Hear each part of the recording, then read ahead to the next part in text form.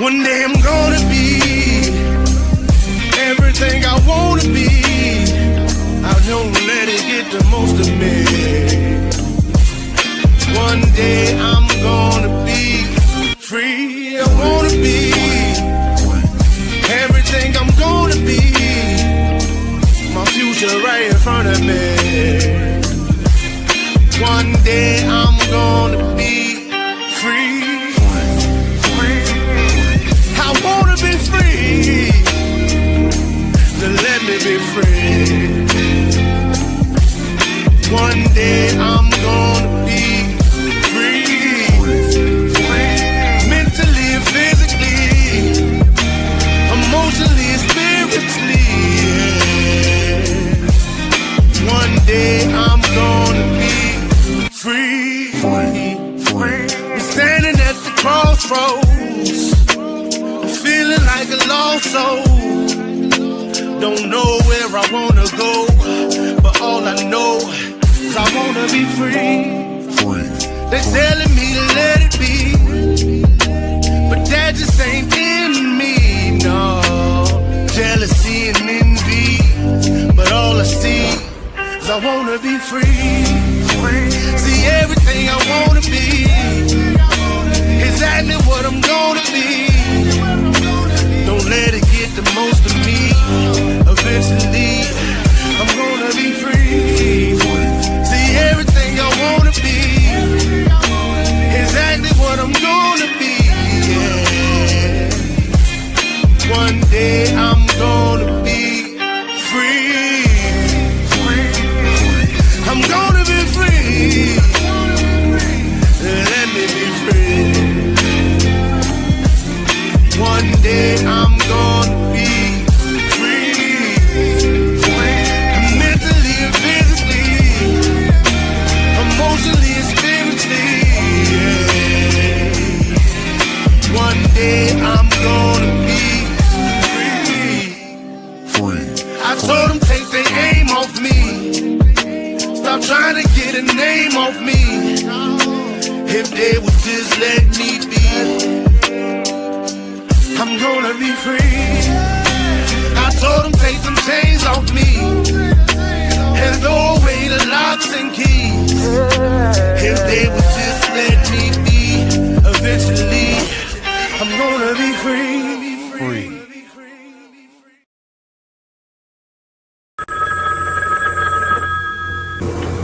They're back.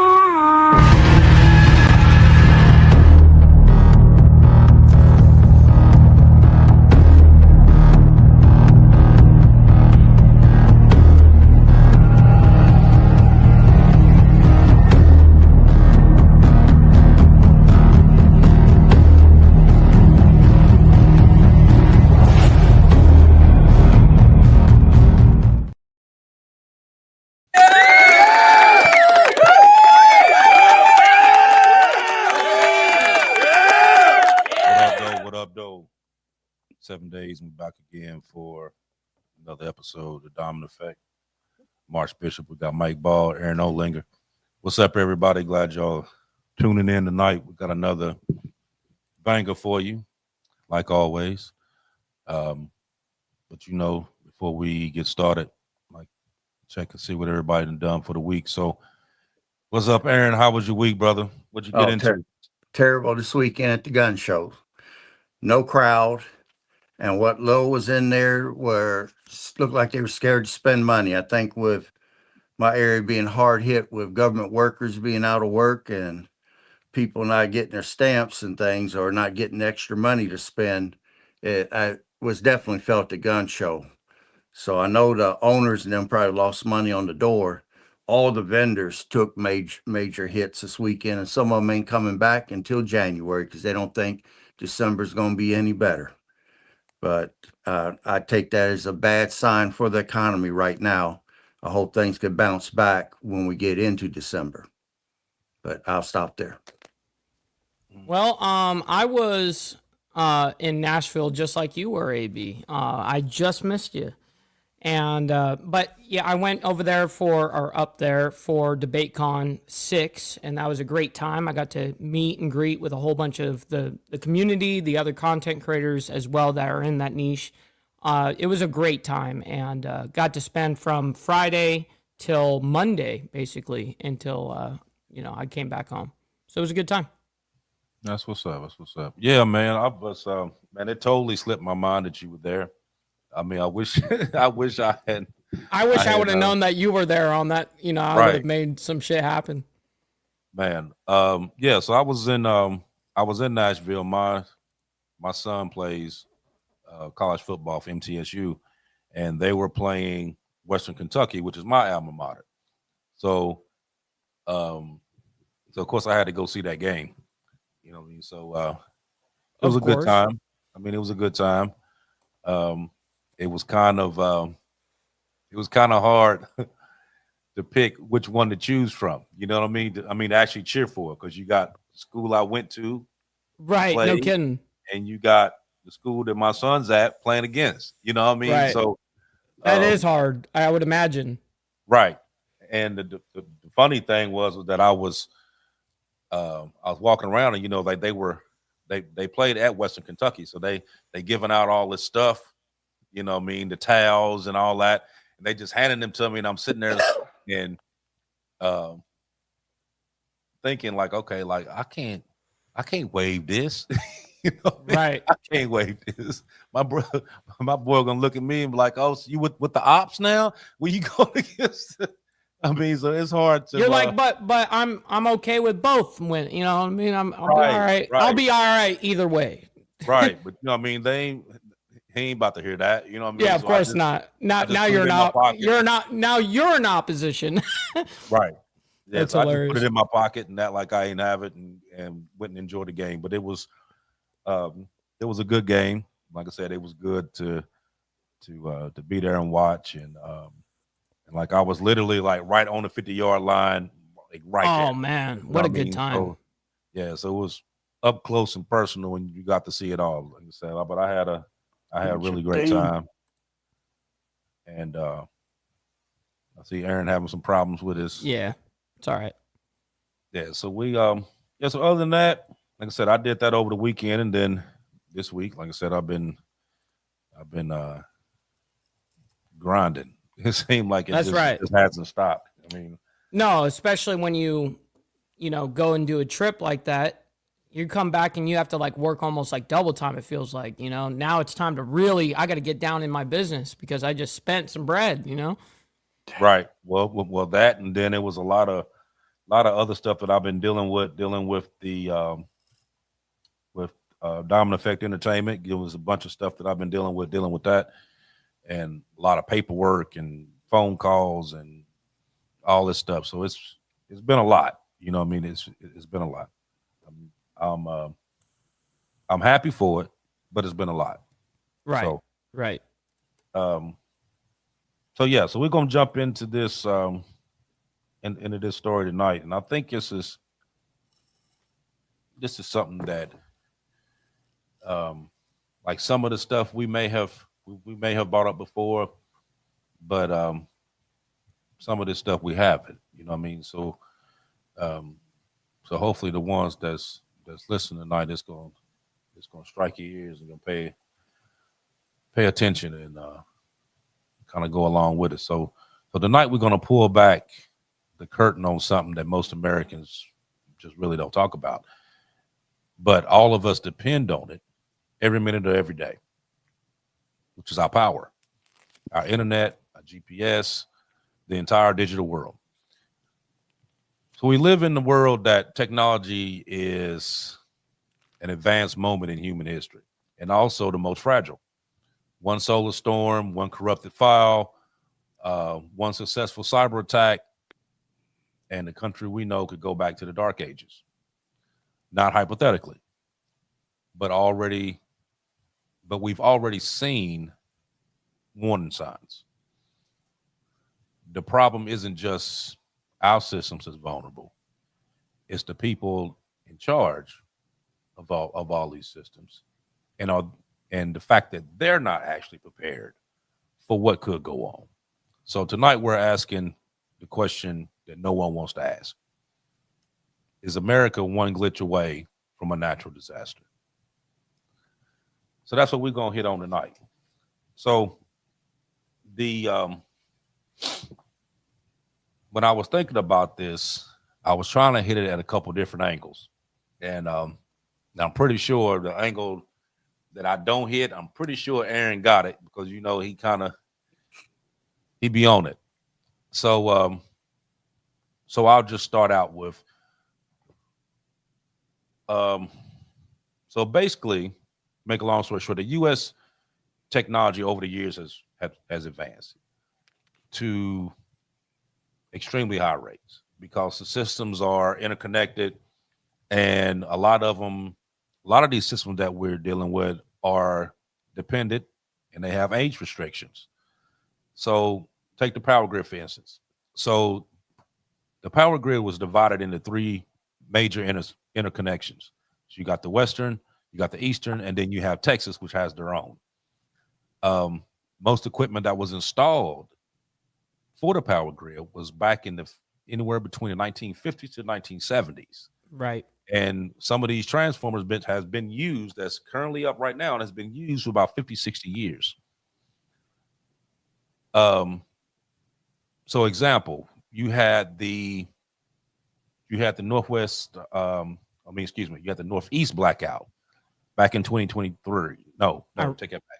2003. Sorry. I remember when that whole ordeal happened. Yep. Yeah. So that was a single software glitch that happened in Ohio, and also a tree branch in another area that led to 50 million people across the United States and Canada with no power. If that shows you just how fragile that grid can be. So while the internet seems decentralized, and major cloud providers like AWS and Google Cloud and Microsoft Azure, and the list goes on,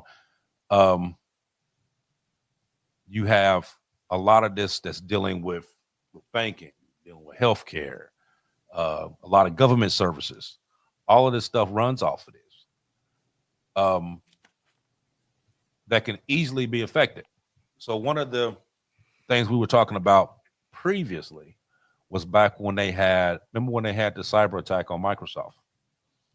And I do remember that as well. And they had to go back and they put this big ransom out, and of course Microsoft paid for it or whatever. But those people were able to get to the source code to Microsoft with the bare bones. Now, me and Aaron talked about this before a while ago. Nobody was able to get that far into it and not leave something that they could go back and use later on. They could go back and actually get back into that system, especially when how far you got into it. Right. You got all the way down to the source code. But then, shortly after, they had the whole CrowdStrike thing and it knocked out services, and flights, and the stock exchange, numerous stuff, because this stuff is all interconnected. Right. I've got a question on this particular thing.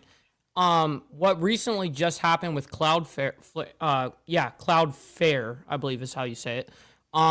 Did you notice that whole ordeal that happened about, 2-3 days ago? No. Okay, so Cloudflare is essentially a program that it's kind of like the power plant of the internet, and they do a whole bunch of shit. They run like a whole bunch of stuff with AI and open AI, and as well as like all the CAPTCHA, like I'm not a robot thing, like all that stuff when you click in to your bank and all that stuff. They run all of that, and that just went down, and it went down for a very short period of time, but it was mega. I mean, it affected like hundreds of millions of people. So no one could like log in or use any type of ChatGPT, OpenAI, and most of the internet was basically shut down. You couldn't get into your bank shit. You couldn't play video games. You couldn't do anything, you know? Mhm. And so that just happened. And so the reason why I even bring that up, because it just happened. So I asked a question in my chat, is the whole country a house of cards right now? And I hope that you guys answer that question. But yeah, I look at just what just happened a few days ago with Cloudflare, that the internet isn't as indestructible as we think. I mean, one company, one thing went down and everyone, I mean, everything, anything, like you couldn't do anything with AI, even Canva to make thumbnails. You couldn't log in. Mhm. It was crazy. Yeah. Yeah, it's just been a number of different ones. You had one, remember back in 2020 when you had the AWS outage, and that disrupted thousands of services, like a lot of the news sites, government apps, a lot of streaming platforms, all of that stuff went down. Um, and then you have the GPS. So, you know, when they first started working with GPS, that was back in '78, and then they kind of completed it all back in '93. But that was originally built for the military, and but they decided that to branch it over towards the civilian world, and that's when it actually exploded. But it was originally only supposed to be for the military. But dealing with this power grid and then also this internet, like I said, all of it runs hand in hand.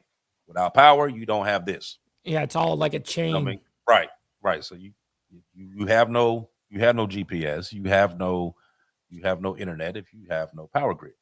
Now, the thing with the power grid is that you have thousands of substations in the US. Um, Now, with those substations, there is only nine particular substations that, if was hit or attacked, whether cyber attack or whatever, you could basically blacken out the whole U.S. with nine substations. I believe Mhm. that. So Yep. that's how easy this could be. Now, And I think I've heard you say that before on our show a long time ago. mhm, Yeah, I think I remember you saying that. mhm. Yeah, so nine substations. You can knock those nine substations out, and it would basically put you back in the Stone Ages. You know, um, another thing I think Aaron probably bring up would be about EMPs. I think that's probably one that he's going to jump on. So I'm gonna let him talk about it. But that one there that's more significant and more could happen Realistic. Right. than figuring out where those nine particular substations are.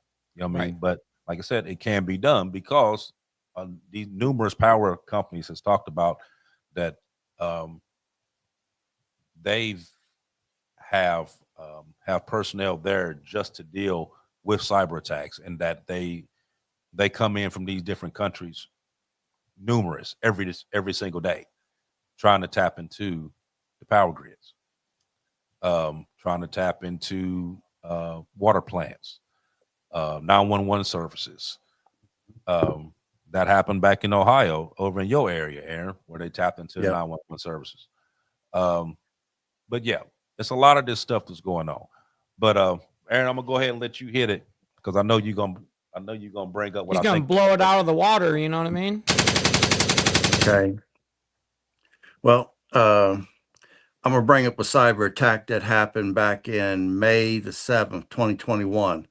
That was the Colonial Penn pipeline. Um, that pipeline is American owned. It's an oil pipeline. It originates in Houston, Texas. It carries gasoline and jet fuel mainly to the southeastern United States. Now, what happened to them was they suffered a ransomware cyber attack that infected the computerized equipment that managed the pipeline. And they literally had to pay off to get Volt Typhoon or whichever group it was to give them the code so that they can get control of their systems and be able to run their systems again. Then, and there's probably 4 different ways to take the power grid down. Cyber attack, CME, which is coronal mass ejection from the sun, and EMP, and then fifth columns activity inside the United States where they're firing directly or attacking transformers with drones. Now, going to a CME, coronal mass ejection from the sun. A lot of people in the United States this week got to look up at the sky and see pretty colored lights and took pictures of it. I saw a lot of people posting it on Facebook The and Northern YouTube. Lights, they were Right, beautiful, right. But but what people don't understand, for us to see it this far away, that is a major problem. Major problem. That's very, very negative. Now, Mike, if you don't mind putting up that one picture I sent you. I'm looking for it right now. Give me a sec. Here it is. Okay. All right. Now, this is the geomagnetic storm impact scale. That was a G3, what we saw. It caused some radio disruption and things. But back in August 28th, 1859, we had a solar storm that was a G5, which, that, as you can see on the thing, that's the highest level. They called it the Carrington effect. That was the most powerful solar storm that we've seen. It caused fires wherever there was telegraph office. Luckily for us, there wasn't very many power lines back then, mostly just telegraph offices. And any major city that had any sort of electronics had fires because those wires burned up, telegraph lines burned up.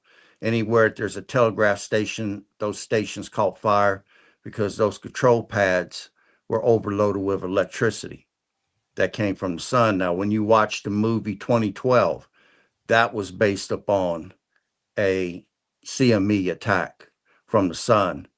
If you watched another movie, I'm trying to think of the name of it. It doesn't come to my mind, but it was based upon a CME where the radiation penetrated to the Earth's core and caused Earth displacement, earthquakes, volcanic eruptions. I mean, if you're seeing the northern lights inside the United States, our atmosphere is being attacked by high levels of radiation. And that's a major problem. That can also take our power grid down if it's a G5. An EMP is electromagnetic pulse. We have China, Russia, North Korea, Iran, all have EMP weapons. Some of them are in weaponized satellites that fly right over top of us every day. One EMP over top of Cincinnati, Ohio, and another one over Oklahoma will black out the entire United States. And it would be 2 years or more before the power would come back on. And that's only in the areas that are critical, the areas that are closest to military bases or hospitals. Your area may not see power for another year or two.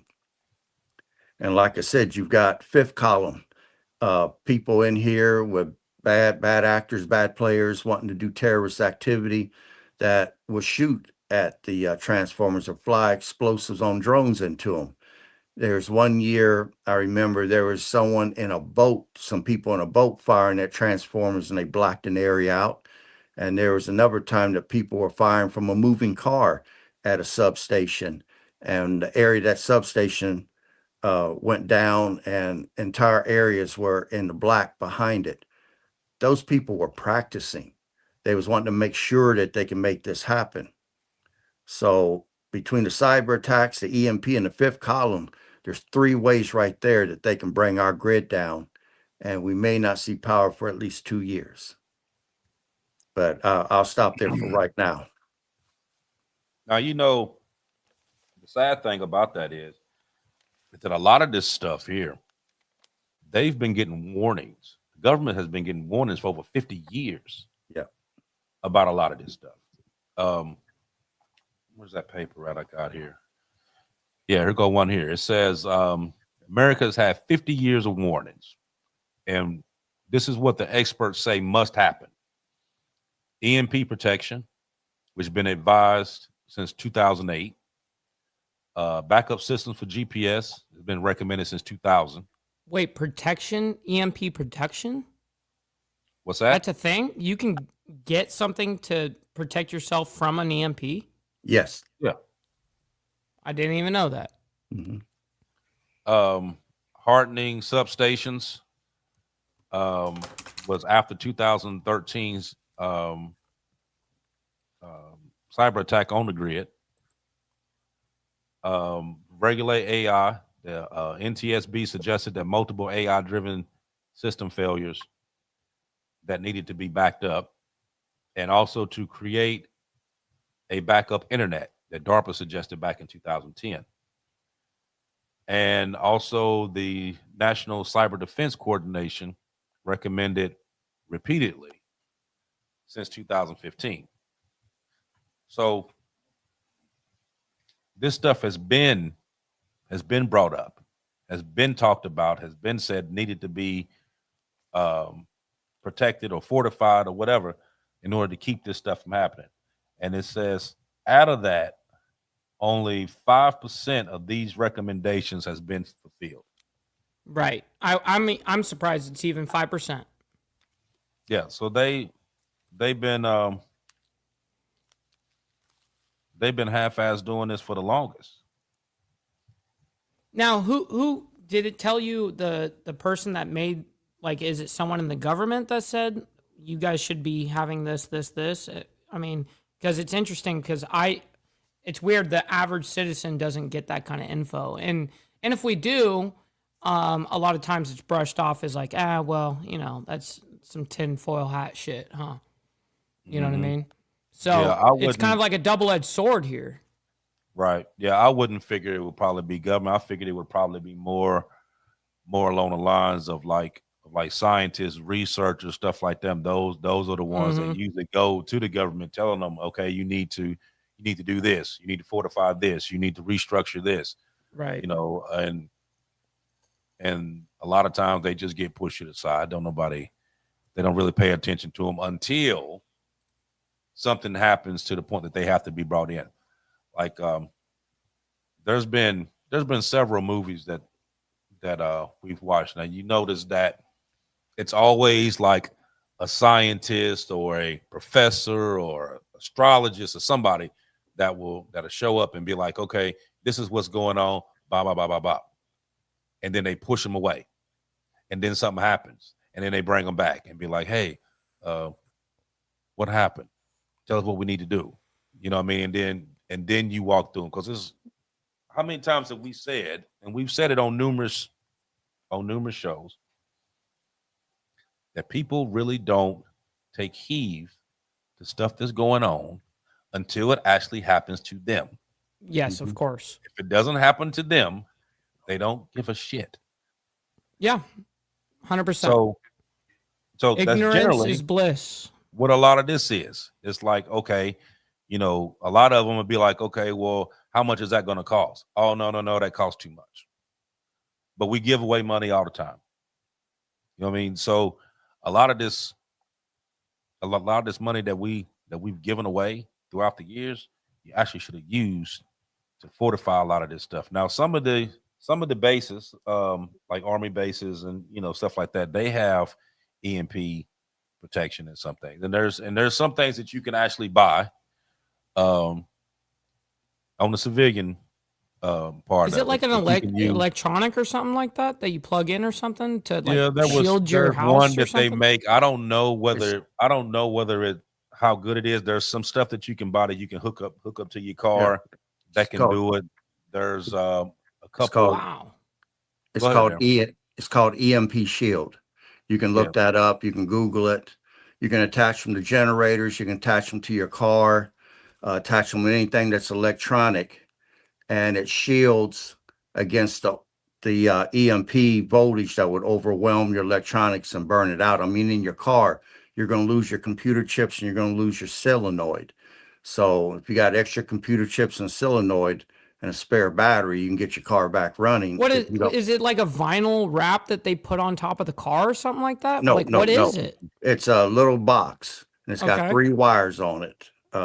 2 of them go to your battery and 1 of them goes to ground on your car, and it throws off into the body of your car that overwhelming overpressure voltage that your vehicle's going to get hit with to blow the chips out and blow that solenoid out.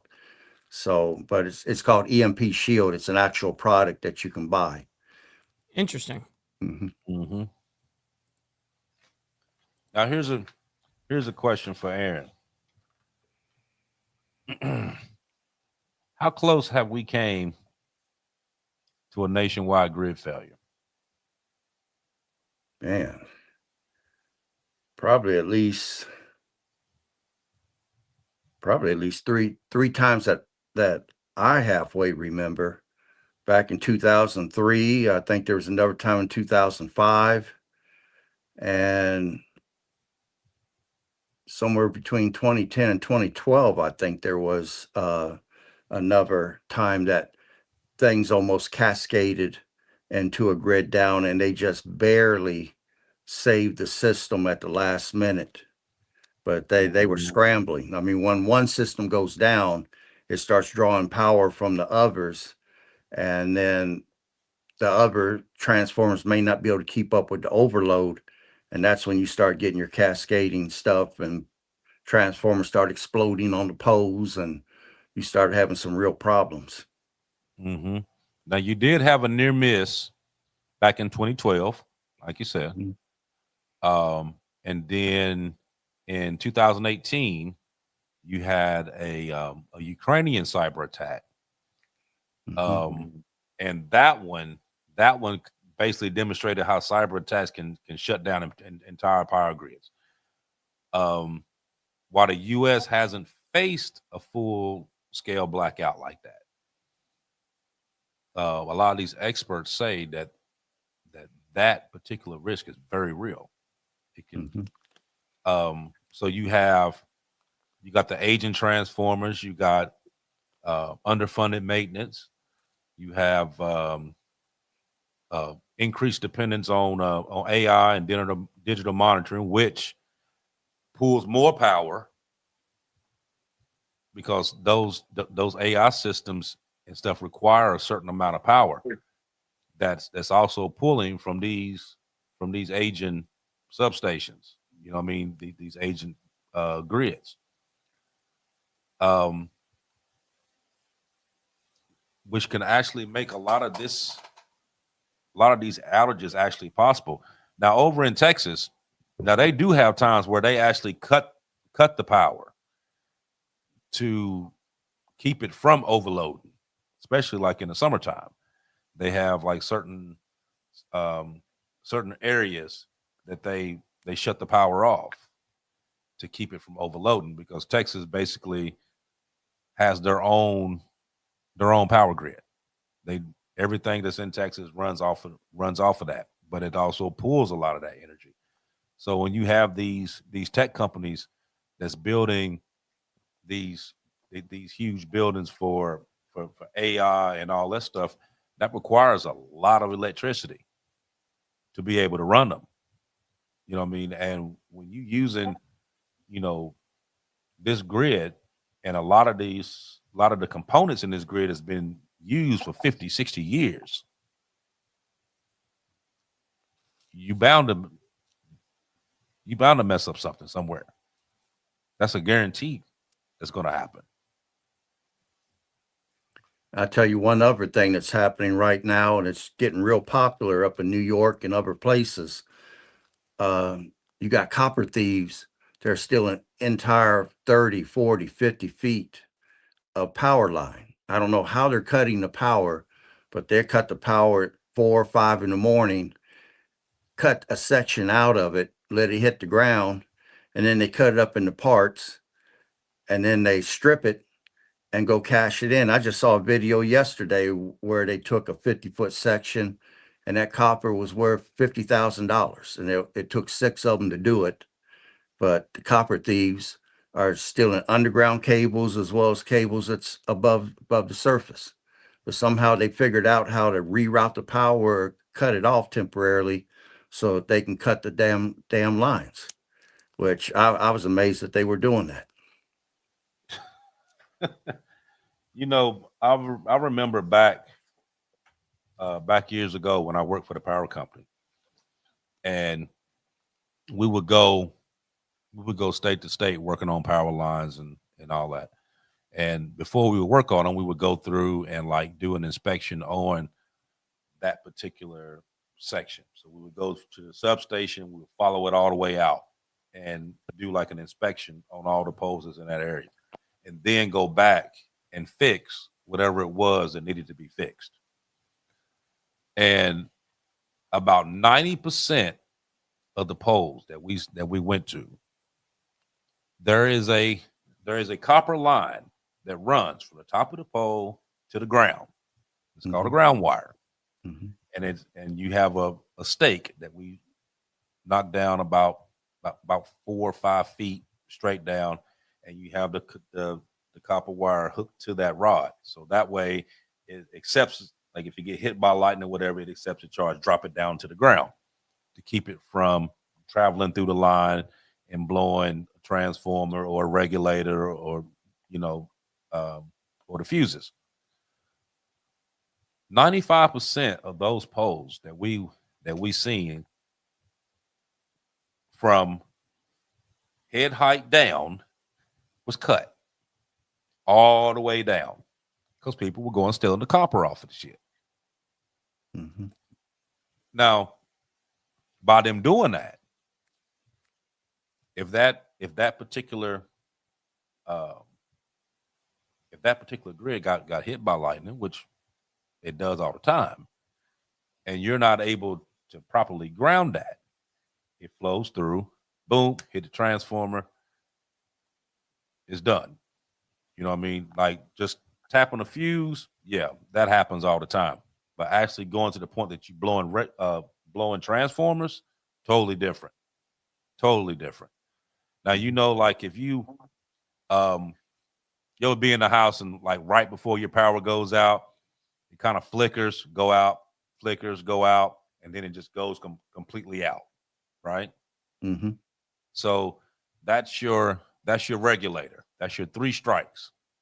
And what that regulator does, it tries to kick that power on, but it's only going to do it 3 times. It's going to try to kick it back on, kick it back on, kick it back on. 3rd time, done. Once that regulator goes, it's out. You know what I mean? You're going to be sitting in the dark. But so is it imperative to have a generator of some sort on your property? No, I would say so. I mean, because I have one. But like a lot of people, like here in Florida, everybody got a generator. Just about everybody got a generator. But that's because your guys' situation with the hurricanes and stuff. Right. So everybody has them. Now, more Midwest wise, a lot of people don't. I mean, like some people have generators, a lot of them don't. You know what I mean? Because like I said before, people don't think about this stuff because it doesn't affect them. You know what I mean? And they be like, okay, why am I gonna have a generator sitting there? I ain't gonna use it for nothing. You see what I mean? That's what happens. Now, should they have one? Absolutely. There's a actually I've been looking at the they make some solar generators that actually run super quiet. Don't nobody know you even have it. As opposed to a gas powered one where everybody down the block gonna know you got a generator. How expensive is it though? About it depends upon the wattage. Yeah, AB said, yeah, it's a little pricey. You can get a EcoFlow River for probably about $450 to $500, but you're only going to get about 400 to 600 watts off of it. If you're talking about powering anything of any substance, I got a compound here, homie. I got to be able to power this motherfucker. You're going to need at least 1,800 watts or more. The closer you can get to 3,000 to 5,000, the better you are. Now, EcoFlow has a Delta model, and I've used that, and it's great. It's great. You got different systems out there, Blue Eddy, different ones like that. Even the military uses a solar one now, and it has backup batteries that you can stack. It just depends upon how much money you want to put into a system. But keep in mind, you've got the Amish people that can live without power. So it just depends upon how important power is to you. Well, I think a lot of people rely on this, even down to medical equipment, stuff that are keeping people alive and stuff like that. I look at all sorts of things like that. If it goes down, yes, there are certain people like maybe me and you that can survive that, but there's a lot of people that actually rely on electricity for life. Well, Sadly. I can give you some figures on that if you actually want some numbers. Well, that's totally interesting. I wouldn't bring it up if it wasn't I don't want to get interesting. too far ahead of Bishop. Right, though. I right, mean, right, Right. right. 'cause No, I I know heard he's you. leading us that way. Right. Do you want me to say anything, Bishop, or you want me just to Go hold it ahead. till you get there? No, Go go ahead. ahead. Okay. Okay. Now, right now, two figures I'm about to give comes from a book called Society Ending Events. It's pandemics, economic collapse, and grid down, and nuclear war. It says in the book, each day there's an average of 630,000 people that are on life support. They will not survive the first 24-hour period that that grid goes down. Now, You some of said the hospitals, 630,000 or something like that? 630,000. They Wow. won't survive the first 24 hours. Now, if they're in a hospital, the hospitals have generators up on top of the building. So long as the hospital can get power, those people can be tended to. But in the event that we get days into this situation, a lot of people will stop reporting to work. I mean, Katrina showed that. We had hospital staff as well as law enforcement that did not go into work. They stayed home to protect their families. Now, next figure that you'll find interesting is 1,460,000 people are in nursing homes on life support or medically assisted living, of which 1,100,000 would die due to lack of critical care.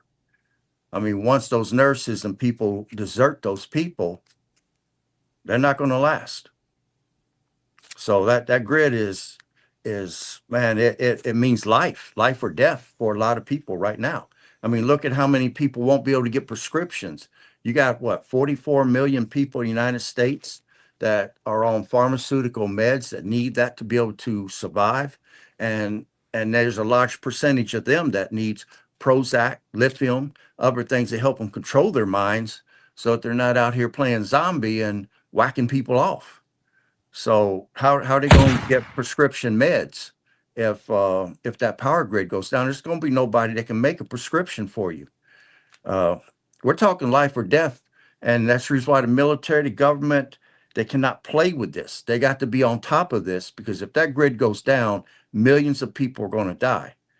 Now I can get into figures on that, or I can tell you what's going to happen after the first 72 hours that grid goes down. How bad things is going to get once people realize that grid's not going to come back up. But I'll wait. I'll let Bishop guide us that direction because he's getting there. Shit. Um, there is like I said, well, me and Aaron talk about this a lot. Mm-hmm. And we talk about a lot of this dealing with the power grid, also dealing with the internet. Because if the internet goes down, of course, banking freezes, transportation gonna come to a halt, business is gonna crash. I mean, all of it is gonna come to a huge standstill. All of it's gonna come to a standstill. I think what Aaron was talking about is what happens once everybody realizes that, okay, this isn't just a localized power outage. This is a nationwide power outage. Ain't nothing moving. You know what I mean? There's no plane, trains, buses, nothing. Everything's in the dark. Now what? And like Aaron said, the first 72 hours is going to be the most important, because if you're ready and you're prepared, you're fine, because you're going to sit back and you're not going to be out in the crowd. You're not going to be at the stores. You're not going to be at the gas stations. You're not going to be at none of them spots, because you know that's the first thing everybody's going to do. They're going to run to those areas, clean everything out. then once they clean everything out, then whatever's left, you know, people who, let's say somebody who don't have the funding to go in there and get whatever that they want to get, then they're gonna start knocking people in the head, taking what they got as they coming out the stores. It's gonna become panic.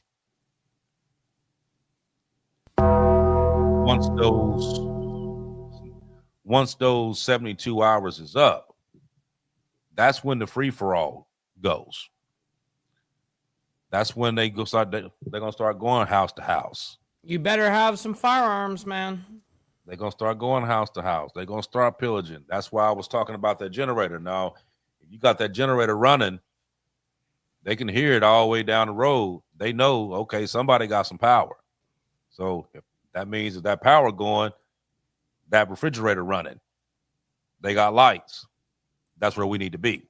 So the actual solar generators are actually better because it's quiet. They don't even know. You can blacken out your windows and whatever, and they can go right by and not even know that you got the whole house lit up, and they don't even know it. Right. You know what I mean, so there's a lot that can go on doing that. And also on the breakdown with that, and I know Aaron's gonna get to it. Once you get past a certain point, people start to die. You know, and not just dealing with violence. Now, violence is going to take out a lot of people, but I mean, overall. But yeah, people that rely, that need food, that need this, they're right. Totally. They're going to need food. They're going to need water, because eventually them pumping stations, those generators and those pumping stations are going to stop. Yeah. And those people that are timid in the beginning, you know, unfortunately, those people may not last. You have to claim your shit. Right. It's like going into county jail, you know what I mean? Like, I claimed my shit. Right. And then, for instance, even if you were able to still get water, doesn't necessarily mean it's safe to drink. No kidding. Because you don't know what done tapped into it over there, especially being the fact that ain't nothing running. You don't know even what my may lake have that's overflowed right into. Here. Even my lake that's right here, theoretically, someone could jeopardize that water while I'm sleeping or whatever the case is. I mean, you're not invincible, you know, and even down to your own water source. Like my own property has its own water source, but even that could be tampered with. Yeah. So it's a lot. I mean, there's a lot that can be that can go on. There's a lot that you need to be prepared for. Like you said, after this time, like you said, you may be able to pull water out of the faucet, but it may not be safe to drink. Do people know what they need to do to make that water safe to drink? Do you have what you need in order to make that happen? I mean, if you don't have it, do you know that you can go out, that you can go outside and put a couple of elements together to be able to make a filter to be able to drink that water? Right. You know what I mean? Like a lot of the stuff now, you know, like they make the straws that you can, hell, I got several of them, but then I also have like, I ordered one from Aaron, actually. Shout out to Aaron, by the way. Legend. Yeah, I got this one from Aaron a while ago, and it was like a water bottle that has an actual filter that fits down inside of it. And that one works amazingly. I mean, like, it takes everything out. You know what I mean? But what if you don't have that? Okay, so you can easily make up a filtration system to be able to filter that water, and you still may have to turn around and boil it after the end, just to make sure. You know what I mean? You can also use bleach, you can use iodine tablets. I mean, there's various things that you can use. So many things. But how many people really know that that's what they can do? Right. You know I think a lot of people, though most people are not going to do that level, there are still that small minority of society that is willing to do that. And that's where you can never let your guard down. You've got to be ready at all costs at any time to handle those situations. And everything we ever give a fuck about, it's always guarded with firearms, you know? So that goes for your own family. That goes for your own property and everything that you own. Right. So so when you think about it and think about who would probably suffer the fastest, that's what we could talk about. Who gonna suffer the fastest? So you got the dense cities, which is This like is the first wave. right. That's where you have immediate disruption to transportation, the power, all that goes out. You got your hospitals and your nursing homes, your medical devices, anything that's dependent on electricity. Your a lot of your lot of your monitors, defibrillators, pacemakers, stuff like that. A lot of that stuff is programmed in other places to where people can actually keep monitor as to what how that pacemaker is working, how that defibrillator is working, stuff like that. A lot of that stuff can be affected. A lot of the small businesses that rely on the internet, banks, low income families that has fewer resources and fewer emergency supplies. Anyone within that 72-hour food water ratio is at a risk. And if you think about back when they had Hurricane Katrina back in 2005, and then you had Puerto Rican blackout back in 17 and 18, that showed quickly how much no power and what happens. You know what I mean? People start to panic. People start to go berserk. You know what I mean? They start breaking into houses. They start, looting, taking everything that they can possibly take. But that stuff don't last long. I mean, so you have to have some kind of critical skill to know that when these situations happen, okay, is it a bad situation? Yes. Are you going to panic about it? No. Because you know what it is you need to do. You know what I mean? And I think at this day and age, with the stuff that's going on, the stuff that they don't talk to you about, stuff that they do talk to you about, everybody should be prepared in some way, shape, form, or fashion. You should not just sit back and wait for something like this to come and smack you in the face and you have no clue as to what you're doing. Aaron was talking about, what was it, last week or week before last? You had like a little seminar that you were doing. Yeah, at a church. Right. Yeah, for Now, how nation. many people actually showed up for that? We had 9. 9. And the church would have held probably 200 or 300. Okay. Now, this was passed around. People knew about it, right? For a whole month. It was pushed out. They got you to come down there to talk about it. You had 9 people show up. Now, if something would have actually happened, let's say a week later, those 9 people actually knew what to do, right? Right. This is a free place. Anybody could have went. Right. Yeah. Okay. Open to the public. But nobody. That's the point I'm getting at. Nobody's taking the initiative to actually want to know that. You know what I mean? How long was the seminar? 2 hours. 2 hours. 2 hours out of your time to figure out what you could and could not do in a survival situation. What you could use, because I'm pretty sure that you had a lot of demonstrations and stuff in there as to what you could use, not use, or whatever. Yep. And the only thing that took was 2 minutes of your time. 2 hours of your time. Sorry. Did not happen. You know what I mean? But guaranteed, if something happened, you're going to see 2,000 people rushing around trying to figure out what they're going to do, as opposed to being a little proactive about this. You know what I mean? That's 2 hours. That's what? A movie? Yeah. A Netflix movie? Take a Netflix movie out of your time to figure out To learn how to What you- survive. What you need to do if this happens, if and when something happens. And right now, we live at a pivotal time right now that this could happen at any time. It can happen while we're sitting here talking right now. Mm-hmm. That's right. Because an EMP does not have to hit the ground. It can explode 25 miles up. You don't even see it. Right. Real quick, I got to interrupt. We got a Chris Lestrange raid, my man. Thank you so much for sending your people all over here. Thank you for that. Very much appreciate that, kind sir. Thank you for that. Welcome in everybody that's coming in. Yeah, so you don't even see that. And it blankets everything.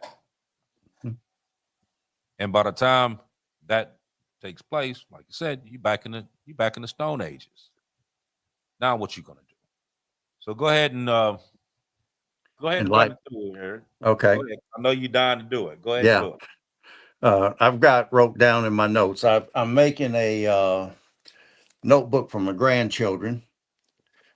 My knowledge. I've taken 2 pages out of it to show. Because I mean, how many times do you say, "Well, if I'd known back then what I know now"? So I'm taking that in consideration. I'm getting out in front and I'm handing my knowledge to my grandchildren so that they will know what I know now at a very young age. Now, 10 things that will happen after 72 hours in the urban areas, not countryside, urban areas. You're going to have mass confusion because of the loss of cell phones. You know, how are you going to be able to communicate with people? That's a question. People need to address that. Emergency services, there's going to be a loss of police, fire, medical. They will be completely overwhelmed, and then a collapse will happen when their total generators run out for those who's got them. EMP cars will be stranded. Failure of traffic lights is going to cause big traffic jams. Roads will be blocked. People will be violent at those junctures because they're going to be panicking and they're going to want resources to try to get home. Crime and riots are going to lead to WROL, which stands for without rule of law. There are those who will take advantage of it and will be out looting just for the hell of it. But you need self-defense and to be in good physical condition to be able to survive this. Now, when the crime and riots start to occur, martial law. When the riots happen, government will declare martial law because they got to get control. They got to hold control. When them riots and things start happening, that's the government's losing control of the people and the people becoming less civil toward one another.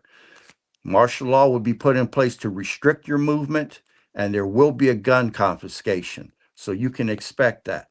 Number 6, there's going to be a loss of access to money and funds. There's going to be no power, which means no banks, no stores, etc. You must be able to barter. So that means you want to set up community with people now that you can talk to, negotiate with, farmers, that if you showed up on their land, they're not going to be putting a business into something at you. They're going to recognize you. What do you need?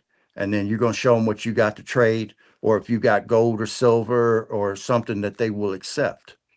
Right. Water and sanitation. There's going to be a loss of running water. Water is the number one prep after any disaster. You're going to lose that after 72 hours. So, and then you're not going to be able to flush your toilets. So after 2 or 3 days, you're not flushing your toilets, you can have a major disease forming inside your house. So what's your plan to handle sanitation? That's the most forgotten thing that's out there. So, but if you have buckets of water, you can still flush, right? Yeah, you can power flush. Yeah. You power flush, that's right. Yeah, that's what I call it. Yeah, huh? I like that. I like that W. Okay. Number 8, there's going to be a loss of gasoline and natural gas. It takes power to run the pumps. It takes power to run the natural gas pumps that pumps gas to your house for your furnace. When they lose that, there's going to be riots at gas stations, and those gas stations are going to be looted. People are going to start cutting them damn hoses. And if the guys don't have the stuff turned off inside, they're going to be stealing everything under the sun. Number 9, you're going to have a loss of production. No power, That means there's no production, food, drink, shoes, clothes, medicine, etc. Stores will be looted, highways will be blocked. And number 10, we're going to talk about the aftermath. There will be a change to your environment. People will go after people with resources. Some people will leave to the countryside to take resources. The Right. lesson that you want to do to get ahead of this, you want to retain food, water, fuel, medicine, and security implements in preparation for disaster. Because Firearms basically, too. yeah, Firearms too. that's security implements. Now, Okay. if you cannot defend what you have, you're not going to keep it long. It all comes down to force. That's right. Yeah. And to give you an idea of how bad things will be in just the first 30 days, 1.6 million people will die from exposure. That's if we're going into winter. Okay. 6.3 million people will die from thirst or drinking contaminated water because they don't know how to properly make it safe to drink, and they don't have like chlorine. If it's 100% chlorine bleach, no additives, 2 drops to a quart, 4 drops to a half gallon, 8 drops to a gallon. I mean, I can go down the list. But you also have to understand that chlorine, after 9 months, starts to lose strength. And then you got to know how much additional to put in there. But even after treating with chlorine, I would still boil it because 2 is 1, 1 is none. 9.8 million people will die from starvation. We're talking the first 30 days. There's a lot of people. How many people? 9.8 million.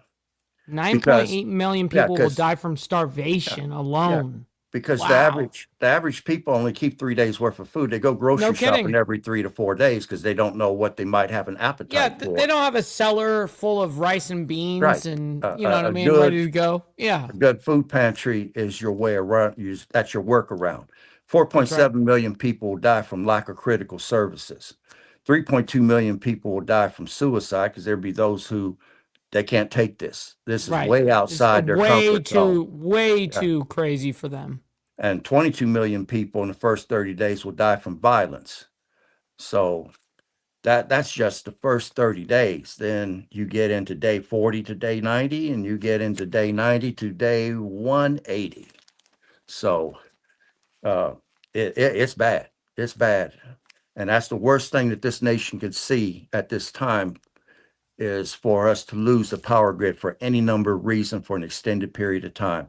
The government's program shows that 90% of the U.S. population will be dead in the first, 6 to 18 months. So, That's Aaron, real quick on that. So, it looks like it's a house of cards not only for the internet level on some glitch level, but it comes down to we're a house of cards as a society as well. right. I mean, That's not crisis. good. Yeah, crisis brings people together. But once you get past a certain number of days and people start competing with each other for resources, civility goes out the door. The average person that you might have been having neighborhood barbecues with might be coming against you with some of the other neighbors because they know you got power and you may Absolutely. have food and you may have water and you're not sharing it with nobody. Well, Because on Go ahead. on that too, how important is it to have a commodity, quote unquote, such as gold and silver in these situations? in the initial beginning, the first 72 hours, it may be critical if nobody's taking money. Look at Argentina over the weekend. Yep. Even though they got $20 million from the IMF, International Monetary Fund, and they got 20 billion from the IMF. They got 40 billion from the United States because we bought the Argentine peso. Overnight, from Friday to Saturday morning, their money took a devaluation. And that next morning, you had people cashing in 500 or 1,000 Argentine pesos for American $20 bill. They started dropping their own money. The vendors didn't want to take it no more. Nobody's trusting it right now. I mean, once things start to go, there's going to be a cascading, a bunch of dominoes starting to fall. One's going to knock down the other, and man, it's going to get bad. Like I said, once people realize that power's not coming back on, it'll get bad within 3 days. Oh So man, people need to wake up. This is very, very it's a little serious. discouraging because truthfully, I think the honest number of people that are prepared for situations is maybe less than 1%. Right. For real, like on a real level, like you're prepared for all situations, ready to go. Um, this is a wake up call, if anything, for everybody. This is time to look at stuff like gold and silver as a real deal thing, not just some conspiracy theorist, level type shit. This could happen at any time. We're looking at a currency reset here very soon. And let me, And what happens when you've got 100,000 of that fiat currency that's now become worthless? What happens then? well, I'm gonna say this. Let's say that it's an EMP and not a cyber attack or something like that. On day one, I'm talking in the first few hours, you got 1,500 flights per hour up in the sky at any point in time. That's commercial planes as well as privately owned planes, and they could be little Cessnas. You got between 150,000 to 275,000 people will die from planes falling out of the sky. So if you know that your enemy can rake up a count of 275,000 people in the first 5 or 10 minutes of an EMP being used, why not make those planes safe against the EMP attack? I mean, it's ridiculous to leave us exposed like we're being left. But I know the United States ain't mentioned in the end times in the Bible, so maybe it's not meant for us to be here. But my God, man, this is amazing that we're being left wide open for these attacks and all these military age males they done brought in here, Russians, Iranians, damn Chinese, different ones. And what are they going to do when this happens? They're going to band together, and you're going to have private armies roaming the streets, and they're going to be hard to fight. So, Oh yeah, absolutely. you know, people really need to understand it. Obama and them made a movie, The World We Left behind the power grid going down. And there's even a movie, How It All Ends, is based upon a CME from the sun. I mean, anything that takes that grid down is major. And can you live without power? It's going to be the question. Right. Right. It's but it kind of, when you think about it, it's something that, like I said, we use every minute of every day, but it's so fragile that one small glitch, one cyber attack, anything, one EMP away from, nothing. You know what I mean? But I think though, for real, I think a lot of this would happen with the power grid.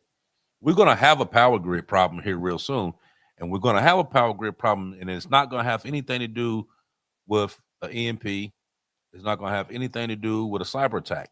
It's going to be all of these damn AI centers that they build.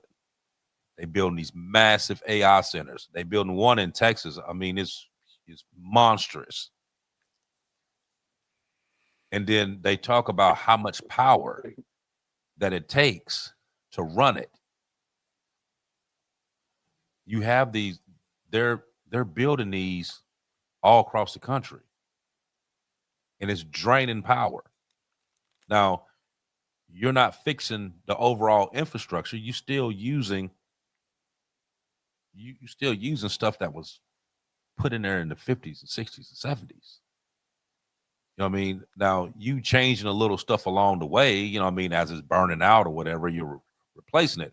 But you haven't done no full scale power grid maintenance to where you fortified everything and that it can't just easily be taken out. And then now you add in these huge they're not factories, it's like these big AI centers. They're massive, and it's full of computers. They're all over. And, right, but it takes a shitload of power to even run them. Of course. That's where we're gonna have the problems at when all them start going online and they start sucking all this power. You're gonna have cities that's gonna go black. Because they really don't have the capabilities of supplying that much power. True. That's really what's gonna happen. That's gonna be the first part that happens. Mm-hmm. I mean, now when Aaron was talking about the solar storms earlier, and here for the past couple of weeks, there has been several mass ejections that came this way, and it has affected communication and GPS and all different kind of stuff all across the country. It's been doing it for the past couple of weeks. But once again, that's something that if you wasn't on a particular program to see it, you wouldn't know anything about it because they didn't even bring it up. Mm-hmm. You had no idea. Now, there was this one show I watch all the time. I got it set up on YouTube, so every time something go on, it'll pop up, and then I could see it and go on there. That's how I knew about it, because I didn't see anything else anywhere else that was even talking about it. But but what we have here though is that it's something that can easily be tapped into, and it can easily change the dynamics on a lot of what we have going on today. A whole lot of it. You was talking about that movie that the Obamas did.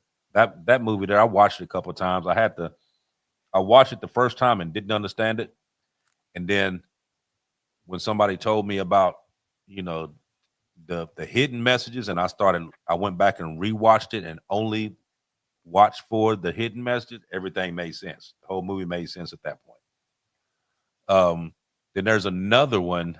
What's the name of that other movie that came out not too long ago? Is it called State of the Union? I think that's what it is. I've only watched like 15 movies in my entire life, so yeah, I think that's what it is. I couldn't tell you. And it was some people they went to the gas station and they wanted to get gas, and they asked them, how much money did you have?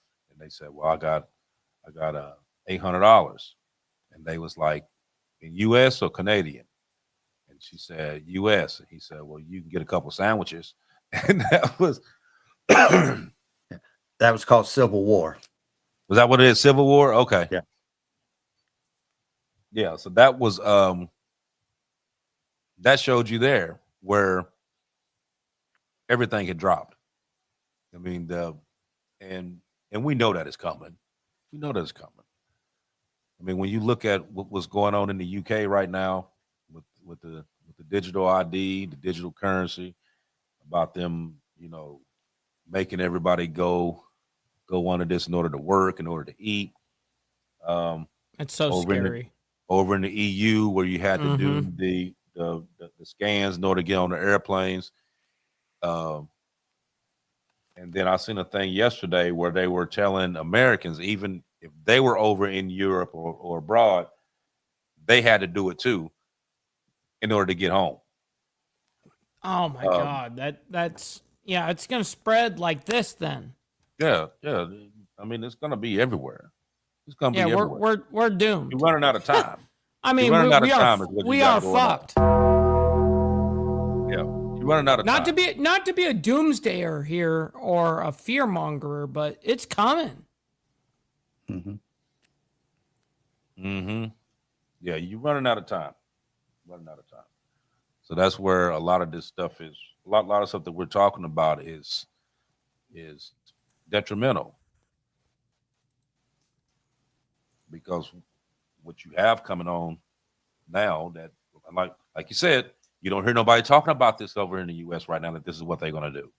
Now you hear like a couple little things, like, okay, like Utah said that they wanted to try it or whatever, and then you hear a little something over here, but back a few years ago, they was talking about Wisconsin and this factory that everybody took a little chip for, you know what I mean, for work in that factory, stuff like that. I mean, you hear little things, nothing broad spectrum, you know, like you're hearing in these other countries.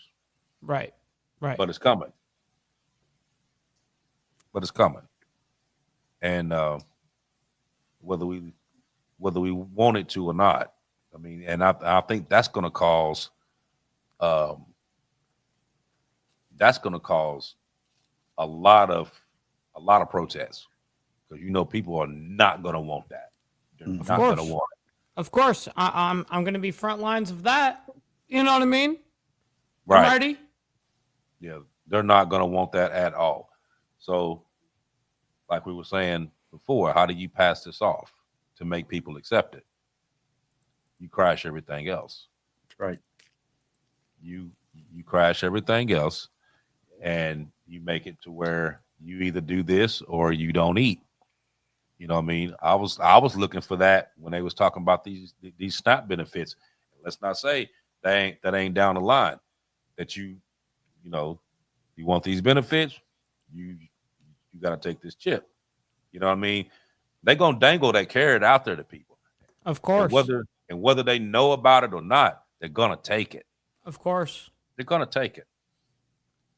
You know what I mean? Now you can sit here right now all day and say, no, I ain't doing that shit. I don't give a damn. I ain't doing it, blah, blah, blah, blah. But if you get hungry enough. Yeah, maybe in Saudi Arabia, you can get away with that. Not in the West. Don't do it. Unless you are set up to the point that you are self-sustaining, where you off grid, where you can grow your own food, all that other stuff. Other than that, a lot of them are going to take it. What was that Bill Gates said the other day, Aaron, that they was working on something to where they could identify where every single person was? Yeah, they were going to put, he's going to put so many hundreds of satellites, small, low Earth orbit satellites up in space, to where no matter where you go and try to hide, there won't be a square inch that they won't be able to find you. Yeah. Scary shit. I mean, our phones already do that. You know, that's our computer chip right now. Those chips that we've all been talking about, our phones are that. Yeah. You know, motherfucker, when was the last time you left your house without your phone? Guaranteed you haven't done that shit in that's your pinpoint for everything. The government knows exactly where everybody is at all times. True. If Facebook has access to that shit, you know the government does. Right. Mm-hmm. Right. Yeah. See, I need to go back to the flip phone. We're like, shit, I need to get a razor from 2002. You know what I mean? Well, yeah. You know what I mean? Like I got the burner phone. Right, of course. But my burner phone is still an iPhone.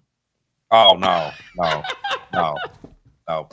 My burner phone you're fucked. Is a straight flip. You know what I mean? Straight flip, use it. Yeah, just in case. Crack. See ya. Yep. 100%. W's. But look, we at 118, so we're gonna narrow this down for the night. But there's one thing that this episode proves, and that is that the U.S. may be strong, but the systems holding it together are not. A single point of failure, down power lines, our money, our communication, our safety, all of it done. And history shows it doesn't take days, it just takes seconds. But awareness is power, preparedness is protection. And like this, we need to start building a safer, smarter, more resilient, I would say, country. But if this opens your eyes to anything that we talked about tonight, send this out to somebody that you care about. Send this out to your friends, neighbors, people you work with, whatever. Have them tune in and check this out. Because a lot of stuff that we talk about on here, we don't do it just to be talking. We do it because we're trying to keep everyone aware as to what's going on and what they can do. You know what I mean? Sometimes, you know, like the stuff that Aaron was talking about just a few minutes ago, there's a lot of fear that people could put into that. That's a scary situation, but that's also a very true situation that can happen at any time. You have two choices. Either you can be on top of it, or you can be one of the victims to this. Choice is yours. So to everybody that came out tonight, I thank you. Like, follow, share, subscribe. Go on Mike's page, hit the like button. Go on my page, hit the like button. That's what keeps the show on the proper algorithm to get this out. That's bigger than anything that you can possibly send us. That's right. Hit the like button. It only takes you a couple seconds, but that couple seconds will get this out to more and more people, and that's what we're trying to do.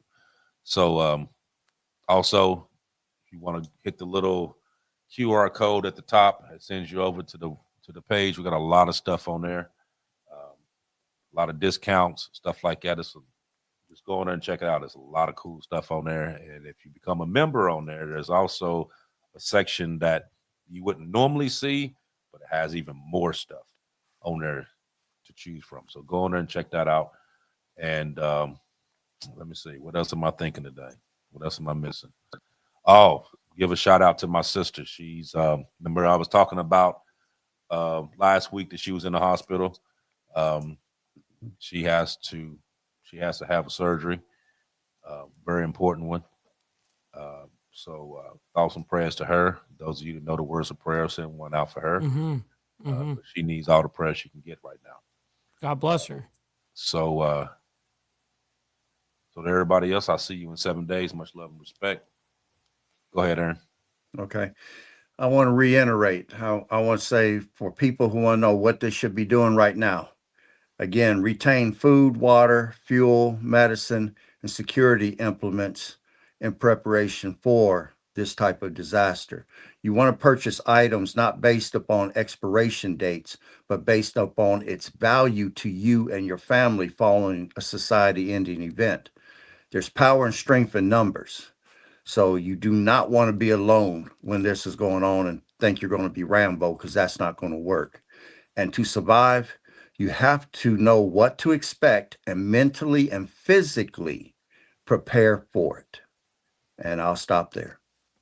With that being said, I can't thank every single one of you guys that are here tonight. We can't do this without you. So we really appreciate your guys' support, whether that be financial, hitting the like button, engaging in the chat. We're really appreciative of everybody. So with that being said, much love, honor, respect, everybody. We'll talk to everybody here in 7 days. God bless. We don't worry about nothing else. We control what we can control, but we prepare to be dominant. On a little bit better. Zayden Moore, though, can field it at the 45 and cut upfield. A great return here by number 1 as he is going to take it all the way in. Sometimes you got to know what you know. They're going to call it cockiness. They're going to call it arrogance, but you're going to call it confidence. Do not allow my confidence to offend your insecurity.